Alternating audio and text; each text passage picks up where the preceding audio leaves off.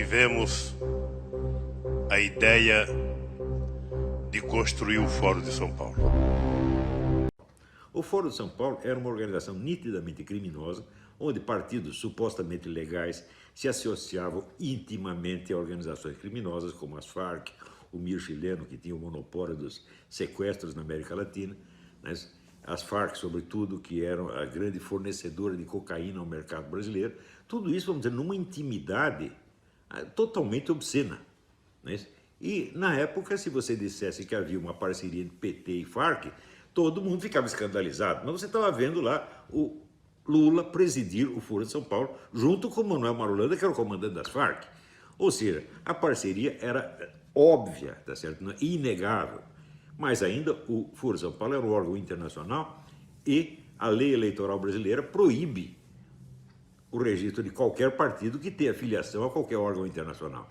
Então, o PT está na ilegalidade desde 1990 e colaborando com essa quadrilha criminosa, com várias quadrilhas criminosas, desde 1990, e a mídia inteira fazendo o possível para não ver, né? Tanto que a própria existência do Foro... Não esqueçam isso. O Foro de São Paulo foi a maior entidade política que já existiu na América Latina, congregando 200 partidos e outras organizações. Isso nunca existiu na América Latina. E durante 16 anos, a mídia inteira escondeu, negou a existência do Foro de São Paulo. Ora, então quer dizer que a mídia faz parte desse esquema. A mídia inteira. Claro que sempre tem um ou outro que não concorda, mas tem que ficar quietinho, porque a maioria da redação o oprime e não deixa falar. Tá certo? Então, veja, uma coisa que eu recomendo para vocês entenderem tudo que aconteceu e está acontecendo na América Latina e no Brasil é isso aqui. Leonardo Coutinho, Hugo Chávez, o Espectro. Isso aqui mostra, baseado só em documentos oficiais do começo até o fim, o envolvimento do governo da Venezuela no tempo do Hugo Chávez e agora, narcotráfico, terrorismo no mundo inteiro. Por que a Venezuela foi para o buraco? Por que acabou a economia venezuelana? Porque o Hugo Chávez, que se elegeu prometendo restaurar a economia, destruiu tudo, financiando o terrorismo e narcotráfico no mundo inteiro, com a ajuda do seu Lula e do PT. Então, esta gente está envolvida numa rede criminosa de tamanho descomunal. Tanto que condenaram o Lula por causa de um sítio ou de um apartamento é ridículo. Quando tivemos a ideia de construir o Fórum de São Paulo. E aí veio a ideia, conversando com os companheiros cubanos no primeiro momento, de fazermos uma reunião da esquerda latino-americana. Tanto que muitos latinos-americanos conhecem Paulo Freire, e ele dizia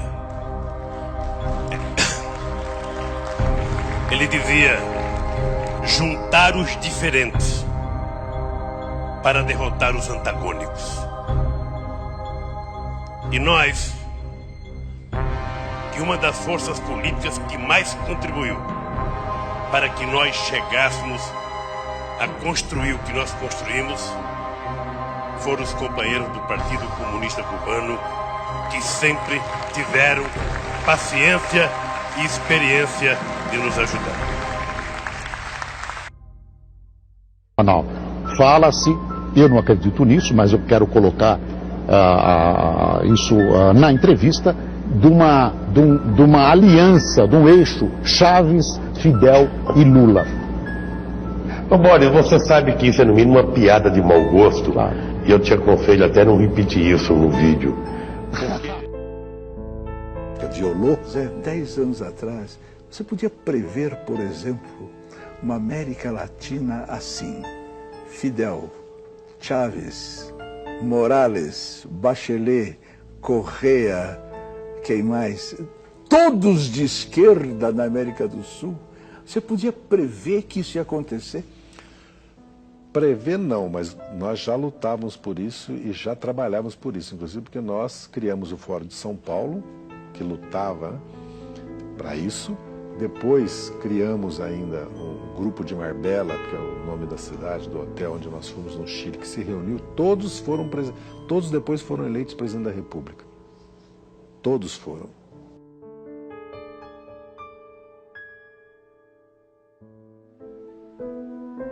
Tudo custou muito caro para o Brasil. Tudo custou muito caro para o mundo. Caro para a nossa educação, para as nossas crianças. Caro para a autoestima da humanidade e para todos os 100 milhões de mortos que perderam seus sonhos em genocídios e na falta de liberdade. Herdamos a responsabilidade de acabar com a utopia.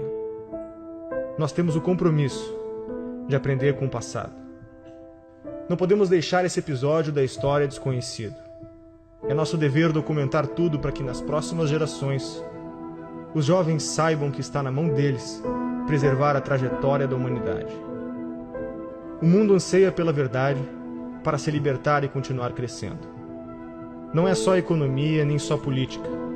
É a manifestação dos valores da nossa sociedade, das nossas famílias, dos nossos antepassados e de todos os nossos filhos. Despertamos intelectualmente. Não há mais espaço para ditadores monopolizarem as nossas vidas. Agora precisamos quebrar a dominação cultural que nos foi imposta. Durante 16 anos, os jornais, canais de TV e estações de rádio do Brasil se recusaram a noticiar a existência e as atividades do Foro de São Paulo.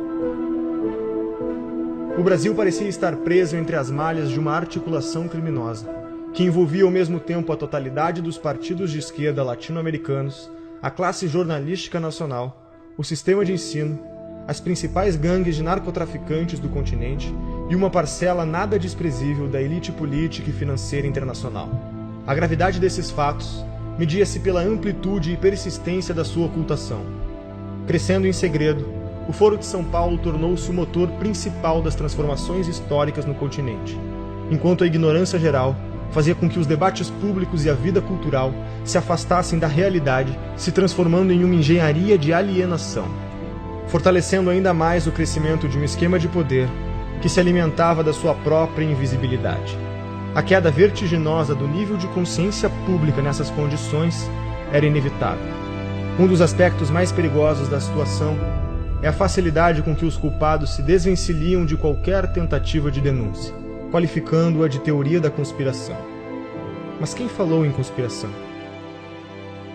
O que vemos é uma gigantesca movimentação de recursos, de poderes, de organizações, de correntes históricas, tudo documentado. É o inimigo onipresente e invisível, sonhado por Antônio Gramsci. Olá, pessoal. Só um esclarecimento muito breve. O Lula não roubou 6 trilhões de reais do Brasil para gastar nos puteiros, para ir comer pato numerado no Ritz, tá certo? Para comprar joias para as amantes dele. Não. Ele roubou para salvar da destruição o movimento político mais homicida, mais monstruoso, mais inumano que a humanidade já conheceu. Meu filho, ele roubou para financiar o morticínio. Eu não estou aqui falando de corrupção. Corrupção perto disso é bosta. Agora, gente que é incapaz de conceber, tem medo de conceber o mal nas suas verdadeiras proporções, só entende males menores. Então, vamos combater a corrupção. Não se trata disso. Gente, por exemplo, o regime chinês mata 90 mil prisioneiros por ano para vender órgãos. Eles são de uma monstruosidade que o próprio Stalin e Hitler não conseguiam conceber. E é isto que está sendo restaurado com o dinheiro que o Lula roubou. No 15º aniversário do Foro de São Paulo, as Farc enviaram ao Lula uma mensagem cumprimentando, agradecendo por ter salvado da destruição o movimento comunista no continente. Então, o roubo em si tem muito menos importância do que o motivo do roubo. Não é o quanto ele roubou, é para que ele roubou. Ele não roubou para torrar dinheiro, ele não roubou para ir nos puteiros, para ter um monte de amante. Não, ele roubou para financiar o morticínio, genocídio, assassinatos em massa, uma monstruosidade indescritível. E daí veio o pessoal que não entende a diferença entre uma coisa e outra, e fala, mas corrupção tem do lado de lá. E o Queiroz? A resposta é a seguinte, vai tomar no cu.